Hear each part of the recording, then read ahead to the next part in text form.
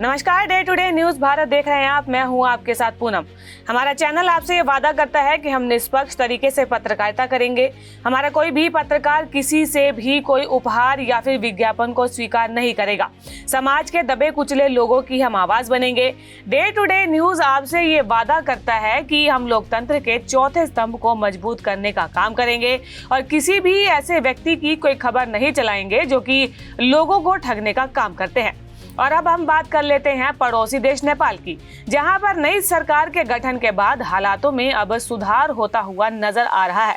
नेपाल शांति की राह पर लौटता हुआ दिखाई दे रहा है। इंटरनेट मीडिया पर प्रतिबंध के खिलाफ जेनजी के हिंसक विरोध प्रदर्शन और केपी शर्मा ओली की सरकार के इस्तीफे के बाद नेपाल शांति और प्रगति के रास्ते पर लौटता हुआ दिख रहा है।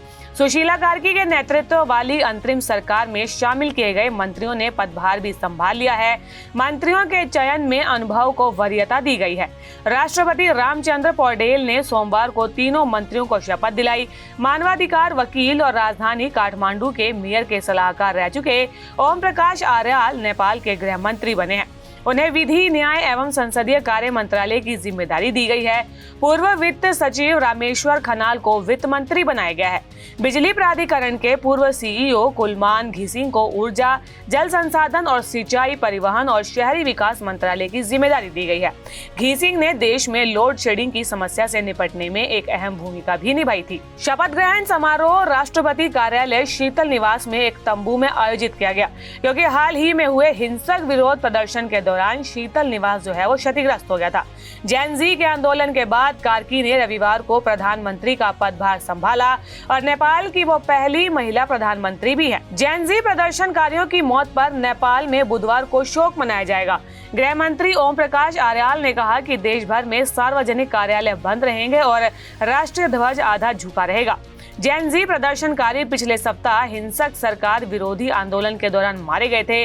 अंतरिम सरकार ने देशव्यापी विरोध प्रदर्शन के दौरान मारे गए लोगों की याद में 17 सितंबर को शोक दिवस घोषित किया है।